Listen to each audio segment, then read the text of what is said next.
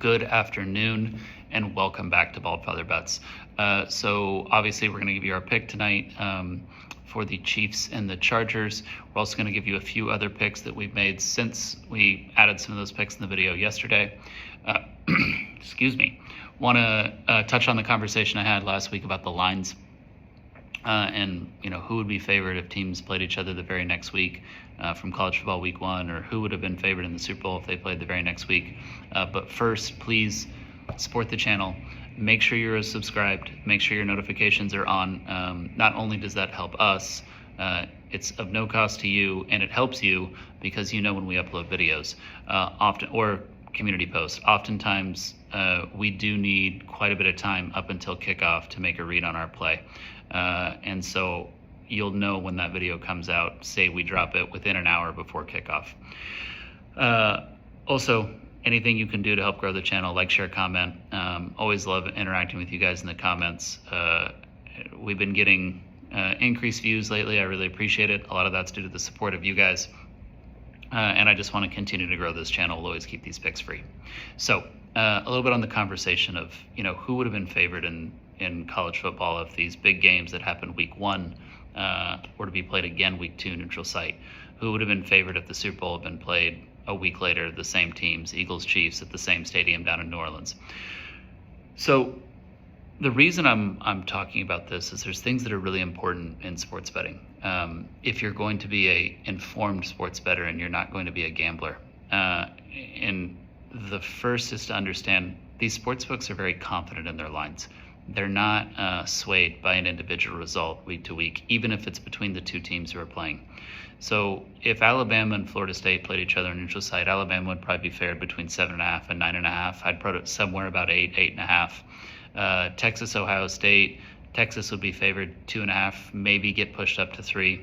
You'd have some sharps take Texas 2.5 if that was neutral site, especially if it was on turf and not grass. And then LSU, Clemson.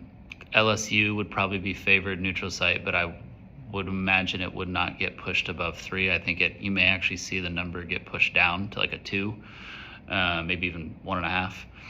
And then Notre Dame, Miami, if they played neutral site, Notre Dame would be favored by about 3, and I bet you that one would get pushed to 3.5 by the sharp market. And so why? There's a really, really important rule in sports betting. It is what took me from being a gambler to being a sports bettor with a proven track record now of winning. Last week's result, previous week's result, any of them, have nothing to do with the current week outcome. Repeat it for people who don't understand it. Previous week's result have nothing to do with current week outcome. Football is very schemed based. So you may look at a team A, they play team B, team A kills team B. You look at team C and team D, team C kills team D, team A and D play each other the next week, and team D beats team A. A lot of that has to do with how they match up. If two teams play the exact same type of scheme and one is just significantly better than the other. My favorite example for this is 2021 Georgia versus Michigan. Georgia was -7. It's one of the easiest bets I've ever made in my life. They were both a power run offense, very similar in what they wanted to do, but Georgia was literally better at every single position on the field. That was a men amongst boys game, and the game was over by halftime. If you have that situation, it's very difficult for the inferior team to get the win. If you have a situation where the inferior team has a schematic advantage in that what they do attacks the vulnerability of the scheme that the more advanced team runs or the better team runs, then you have an opportunity for an upset. And you need to look at these matchups week to week. To really understand that, you need to know what defensive scheme one team runs, what offensive scheme one team runs, what's their talent level, what's their coaching level, how good are they in-game decisions, things like this. The other thing that you need to understand is when a line is set, these sports books aren't coming off their lines because they get spooked by people being on one side or the other or anything like that. They're very confident in it. That's why you see line movement as like a half a point or 1 point, something like that. You rarely see line movement that's significant. You almost never see it in the NFL. Sometimes you'll see it in college. But that's really important to understand. I know some of you guys don't care, you just want me to give the picks, but I really want all of you, and I really want everyone who follows this channel to get out of the mindset of being a gambler and being an informed sports bettor. I think it is very important. I think it's very important for your own mental health, and I think it's very important for your pocketbook as well. But anyway, I'll shut up about that now. They're like, Bald Father, just give us the picks. Starting out on what we've added for the upcoming week. We've added 2 in college and we've added 3 in the NFL. That sounds right. I think. Maybe. So in college, first thing we've added is Oklahoma State plus 28 against Oregon. We're going to do that for 1 unit. Oklahoma State has their starting quarterback out for a significant amount of time. The backup is Zane Flores, who they both played in the opening game. Zane's more of a thrower. The starting quarterback, Heinge, I don't know how you pronounce it. He is more of a runner. So it's a little bit of a schematic difference. The line previous to last week's game being played was Oregon minus 17. And the line is now Oregon minus 28. And so, like, in the NFL, if Patrick Mahomes goes down, that's worth, like, at max 7 points. The drop-off in college between QB1 and QB2 at Oklahoma State, I promise you, is not worth 11 points. So it's just too many points here in this situation. I hear everybody with the whole, Dan Lanning's mad that Gundy called him out with the, yeah, I'm sure he is. Like, I'm sure he is mad that he called him out for the spending thing. Do you think Oregon was going to show up not motivated had that not happened? Like, they were motivated. This is their non-conference Power 4 game. They're welcoming a team into their stadium. Oregon's going to play physical no matter what. I don't think that really has any bearing on the outcome of this game. So it's just too many points. It's only 1 unit. Oregon could have beat them by 50. I have no idea. But the read here, the smart play is Oklahoma State plus 28. So we're going to do that one for 1 unit. Then we got this one. We love this one. Mississippi State plus 7 against Arizona State, again for 1 unit. I love it. I had to talk myself into 1 unit instead of 2. Yeah, I really can't even describe how much I love it. I am a big believer that there will be quite a bit of bounce back to the mean for ASU this year. They had some pretty spectacular things go their way, and they, not as much as Boise State, because Scadaboo is not the NFL generational talent. Oh my God, I forgot his name. My mind is blanking. The Boise State running back who now plays for the Raiders. Ashton Jeanty. Yeah, Scadaboo is not the generational talent that Jeanty was, but they ran a very similar offense in that everything was kind of predicated off of him getting the ball like 30 to 35 times a game. I think Sam Leavitt's phenomenal. I think he'll be a very good NFL quarterback in due time. I think it's going to take him some time to make the transition, but that's a whole other conversation. But I like Mississippi State in this spot. I like Mississippi State's size on the offensive defensive line against Arizona State. So there's quite a bit of a significant size advantage there. So we like Mississippi State plus 7, and that's again for 1 unit. And then 3 other NFL picks that we made before we go into tonight's pick. We like the Jets plus 3 against the Steelers. That one's going to be for a unit. Steelers favorite on the road under Tomlin. They not only do they essentially never cover, they almost never win. I'm sure Aaron Rodgers will do well when he wants to play against the Jets. The Jets want to beat him too. Like, I promise you, there's no like, I don't think any of the players hated Rodgers, and I don't think Rodgers hated any of the other players. But it's just when you go up against a former teammate, you wanna win. I like what Glenn brings to that team. I'm in a very small camp, and I follow this well because I'm a pretty big Detroit Lions fan.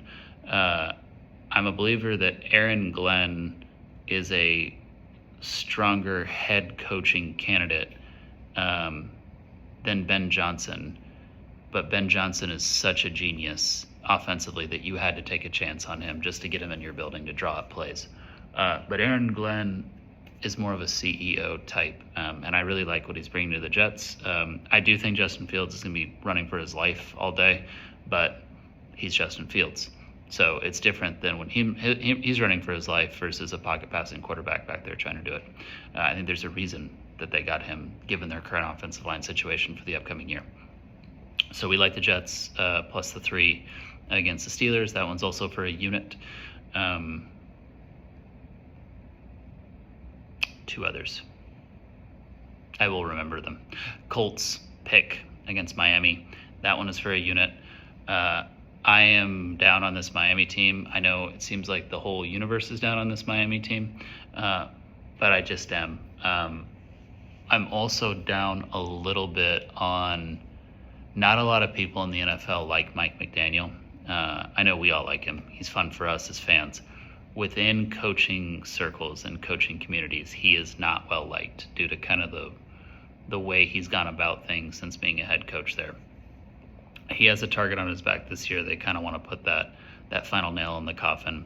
I like the upgrade, and I'm going to say it exactly like that, the upgrade at quarterback for Colts going to Danny Dimes.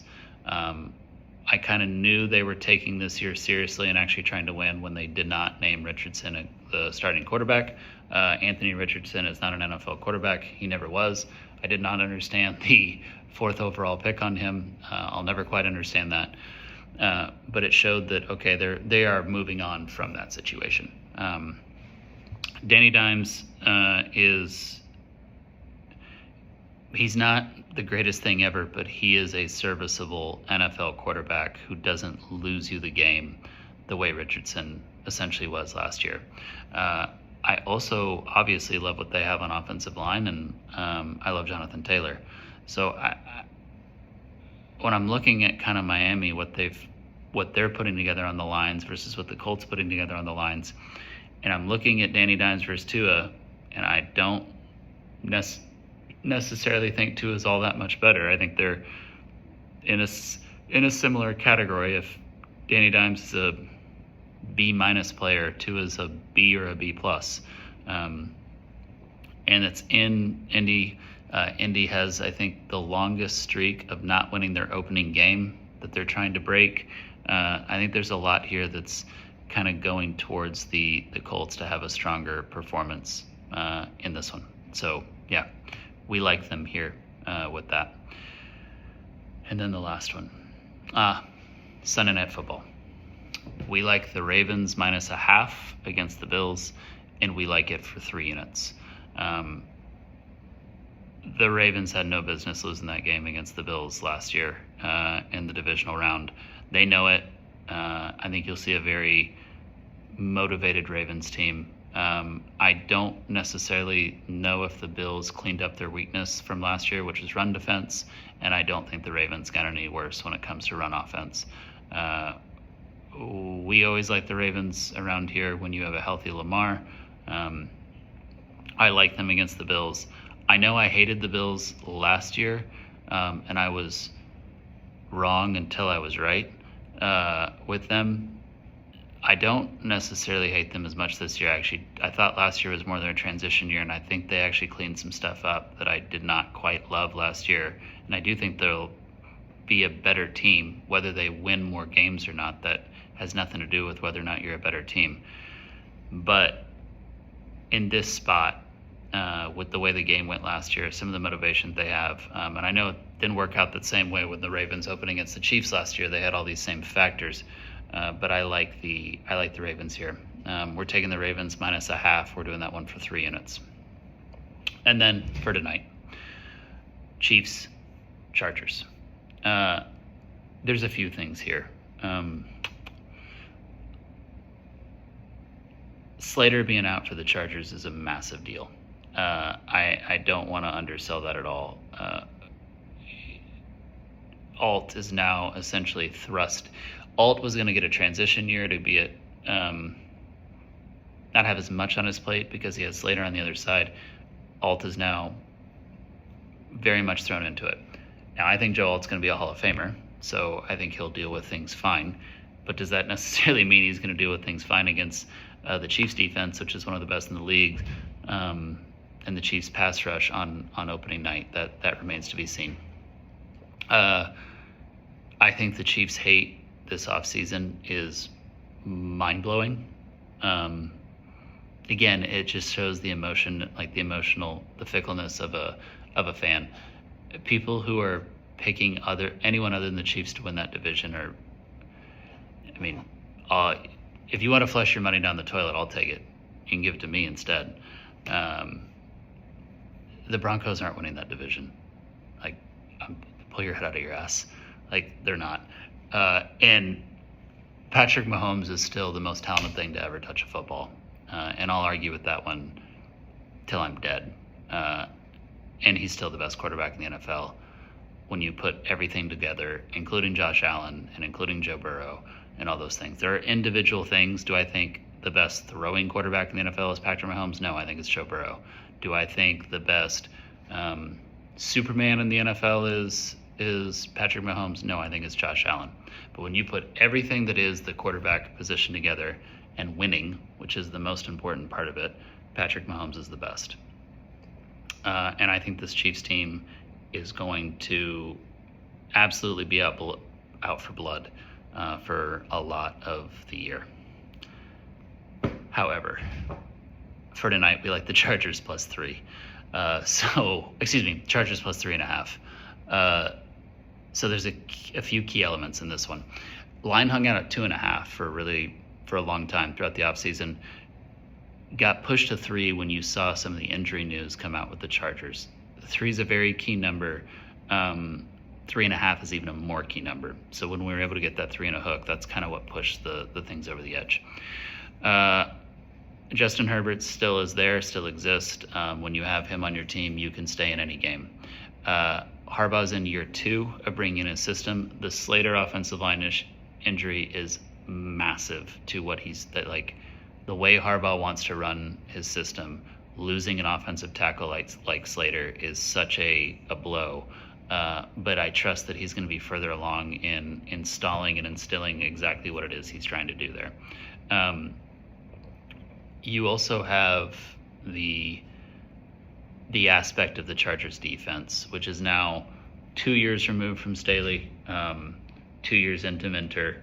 I like what they're going to have the opportunity to do there, but very much so. I think they're going to be an improved unit once again from last year to this year. And then the other thing about a Harbaugh team and what you saw in the Chargers last year, it's why Herbert's stats in terms of yards and completions and all that stuff was down. They minimize possessions. So in a game which possessions are minimized, oftentimes the underdog is a good play because there's not as many opportunities for the favorite to cover a number, and 3.5 is so key. And then lastly is that field. We saw it last year when the Eagles played the Packers. That field is an absolute shithole down in Brazil, and that plays into slowing a game down as well. And it actually plays into what I think you're going to see in a power attack from the Chargers. I wouldn't be surprised if the Chargers won this one outright, but obviously we're not dumb. When you get 3.5 points, you take 3.5 points. As you guys saw last night with the change that's been made to the kicking balls in the NFL, where they're allowed to go back and actually use real kicking balls, you're going to see some long field goals in the NFL this year. So Harrison Butker is maybe the longest ball kicker in the NFL. When he's healthy, we got to see how his leg is. But when he's healthy, he's the longest ball kicker in the NFL. So, I mean, Chiefs winning this thing on a 65-yarder to end the game is very much in play here. So we're not getting, I mean, and don't get me wrong, Digger the kicker is really good for for the Chargers as well, but when we're getting 3.5 points, we're not getting rid of those. So unit amount, I went back and forth on this one multiple times. It's either 1 or 2. If it were a 1 p.m. game on a Sunday, it would be 1. With it being a primetime game and those always having a little bit of favor towards an underdog, or if it was like the 4:25 CBS game on a Sunday, that's where you look a little bit more towards 2. So we are going to pull the trigger on the 2 units. I don't love the 2 units. If you want to drop it down to a 1, that's totally understandable. But our official pick at Bald Feather Bets is going to be Chargers plus 3.5 for 2 units tonight.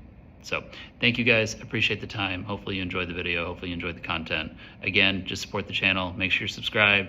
Give me that like, share, comment on this video. And we obviously will be back at you again tomorrow for College Football Saturday. Cannot wait.